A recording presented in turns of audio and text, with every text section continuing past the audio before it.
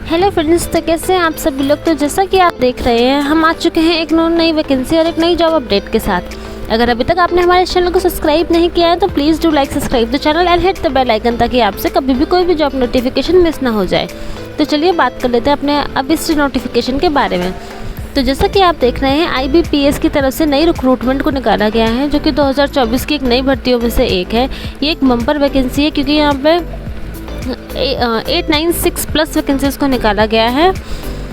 ये banking institute की तरफ से निकाली गई है। The institute of banking personal selection IBPS की तरफ से इस रिक्रूटमेंट को रिलीज़ किया गया है, जिसमें 896 वैकेंसीज़ को अनाउंस किया गया है, जो कि अलग अलग पोजीशंस पर हैं। स्पेशलिस्ट ऑफिसर्स की पोजीशंस हैं यहाँ पर, और अलग अलग इन सभी की रिक्वायरमेंट्स होने वाली है। तो आइए बात कर लेते हैं अदर डिटेल्स के बारे में और अपने सारी के सारी इंपॉर्टेंट इंफॉर्मेशंस के बारे में। इसके एप्लीकेशन फॉर्म्स की बात करें तो वो भरना स्टार्ट हो चुके हैं 1 अगस्त 2024 से ही, और इसकी जो लास्ट डेट रखी गई है वो 21 अगस्त 2024 रखी गई है। तो जितने भी कैंडिडेट्स इंटरेस्टेड हैं और एलिजिबल हैं, मैं उन सभी से रिक्वेस्ट करूंगी कि 21 अगस्त 2024 से पहले आप अपने एप्लीकेशन फॉर्म्स को फिलअप कर दीजिएगा, ताकि आप टाइमली इस पूरे रिक्रूटमेंट प्रोसेस का पार्ट बन सकें और अपने लिए एक जॉब अपॉर्चुनिटी को सिक्योर कर सकें। आइए अब बात कर लेते हैं अदर डिटेल्स के बारे में।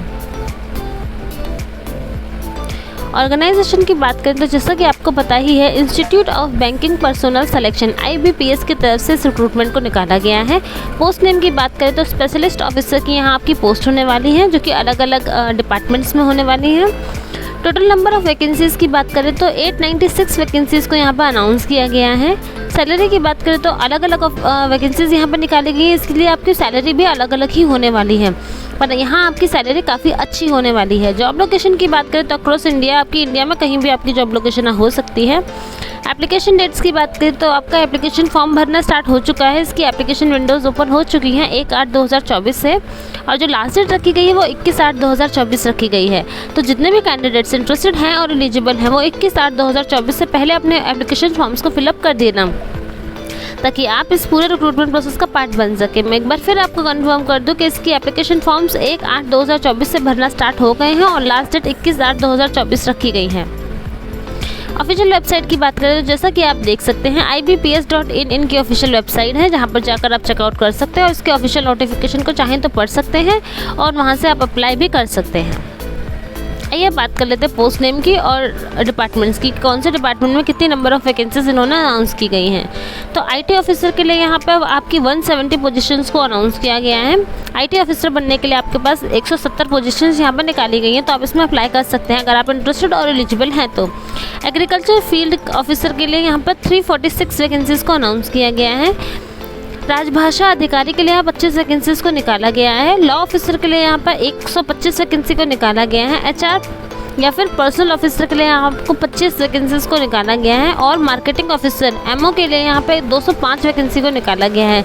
इस तरीके से अलग अलग डिपार्टमेंट में काफ़ी अच्छी वैकेंसीज को निकाला गया है, और नंबर ऑफ वैकेंसीज काफ़ी अच्छी हैं, जिस तरीके से आप देख सकते हैं। और आप जिस भी कैटेगरी के लिए इंटरेस्टेड हैं, उस कैटेगरी में आप अपना फॉर्म को फिलअप कर सकते हैं। आइए बात कर लेते हैं एजुकेशन क्वालिफिकेशन के बारे में, क्योंकि हर पोस्ट यहाँ पर अलग है, इसलिए हर पोस्ट का क्वालिफिकेशन क्राइटेरिया भी यहाँ पर अलग होने वाला है। IT डिपार्टमेंट में अगर आप काम करना चाहते हैं, IT ऑफिसर की पोस्ट के लिए अगर आप अप्लाई कर रहे हैं, तो आपके पास BTech की डिग्री होनी चाहिए, चाहे वो CS हो, IT हो, ECS हो, या फिर आपने PG कर रखी हो इन ECS में या फिर SC में, ECS में या फिर CS में या IT में, और आपके पास ग्रेजुएशन तो होनी ही चाहिए। तो ये इन्होंने IT ऑफिसर के लिए मांगा है। प्लस आपके पास अगर आप एग्रीकल्चर फील्ड ऑफिसर के लिए अप्लाई कर रहे हैं, तो आपके पास बैचलर डिग्री होनी चाहिए। एग्रीकल्चर में आपके पास बैचलर डिग्री होनी चाहिए। राजभाषा अधिकारी के लिए अगर आप अप्लाई कर रहे हैं, तो आपके पास मास्टर डिग्री होनी चाहिए हिंदी में। अगर आपके पास हिंदी में मास्टर डिग्री है, तो आपके पास इंग्लिश एज ए सब्जेक्ट होना चाहिए, और यदि आपके पास मास्टर्स डिग्री है संस्कृत में, तो आपके पास हिंदी और इंग्लिश दोनों ही एज ए सब्जेक्ट होने चाहिए आपके डिग्री के टाइम पर। तो आप इसके लिए अप्लाई कर सकते हैं। लॉ ऑफिसर के लिए अगर आप अप्लाई कर रहे हैं, तो आपके पास लॉ की डिग्री होनी चाहिए, प्लस आपके पास बार काउंसिल में इनरोलमेंट होना ही चाहिए। अगर आपके पास इनरोलमेंट नहीं है, तो आप इसमें अप्लाई नहीं कर सकते। HR पर्सनल ऑफिसर के लिए आप यहाँ पर आपकी सिर्फ मास्टर डिग्री मांगी गई है। कोई भी मास्टर डिग्री होल्डर यहाँ पर अप्लाई कर सकता है। अगर आपके पास मास्टर डिग्री है तो आप अप्लाई कर सकते हैं। आपके पास PG डिप्लोमा है इन पर्सनल मैनेजमेंट में, तो आप इसमें अप्लाई कर सकते हैं।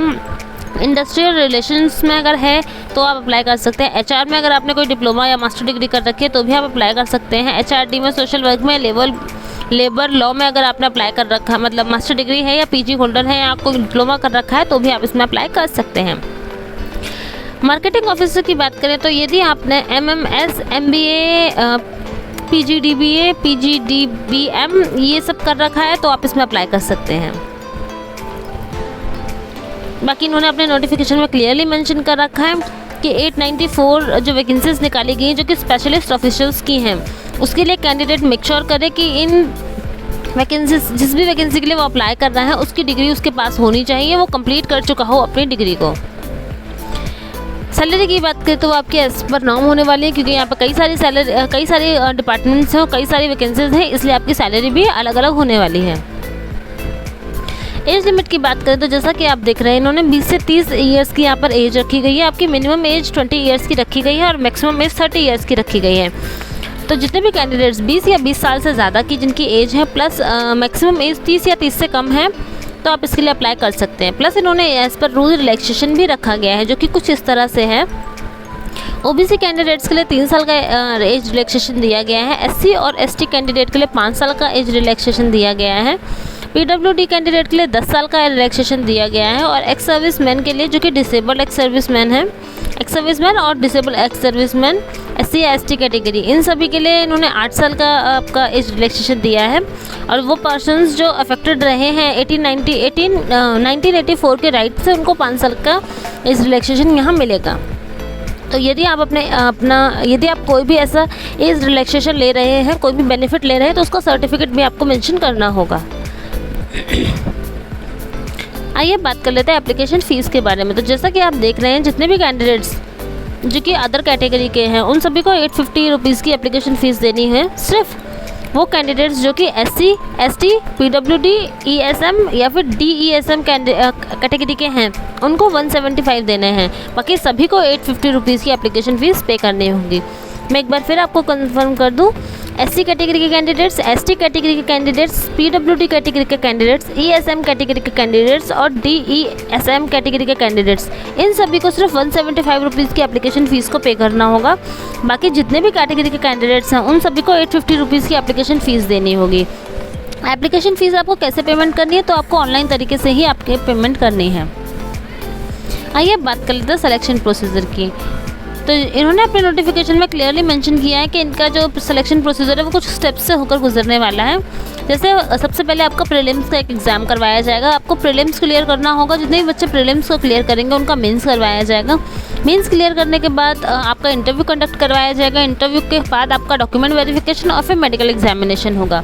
उसके बाद आप सभी में से जितने भी कैंडिडेट्स इन सभी स्टेप्स को क्लियर करेंगे, क्वालिफाई करेंगे, उन सभी को उनकी जॉब अपॉर्चुनिटीज़ दे दी जाएंगी और इस तरह से ये अपने इस वैकेंट पोजीशंस को फुलफ़िल कर लेंगे और इनका सिलेक्शन प्रोसीजर भी कंप्लीट हो जाएगा। आइए बात कर लेते हैं इंपॉर्टेंट डेट्स के बारे में।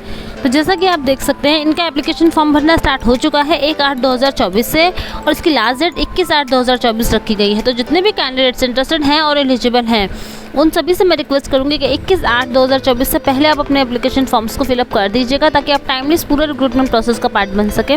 IBPS काफ़ी अच्छी वैकेंसीज़ को हमेशा ही अनाउंस करता है, तो आप कोशिश कीजिएगा इसका पार्ट बनने के लिए, क्योंकि ये सैलरी भी बहुत अच्छी प्रोवाइड करता है। बाकी अगर आपको हमारा वीडियो अच्छा लगा हो तो please do like, subscribe the channel and hit the bell icon ताकि आपसे कभी भी कोई भी जॉब नोटिफिकेशन मिस ना हो जाए। और इस वीडियो से रिलेटेड जितने भी इंपॉर्टेंट लिंक्स हैं, लाइक ऑफिशियल वेबसाइट का लिंक, आपका एप्लीकेशन फॉर्म का लिंक और आपका ऑफिशियल नोटिफिकेशन का लिंक, इन सभी लिंक्स को मैं नीचे डिस्क्रिप्शन बॉक्स में मेंशन कर दूंगी, तो आप आराम से वहां से चेकआउट कर सकते हैं। और अगर आपको हमारा वीडियो अच्छा लगा हो तो please do like, subscribe the channel and hit the bell icon ताकि आपसे कभी भी कोई भी जॉब नोटिफिकेशन मिस ना हो जाए। तो चलिए मिलते हैं अपने नेक्स्ट वीडियो में एंड थैंक्स फॉर वॉचिंग।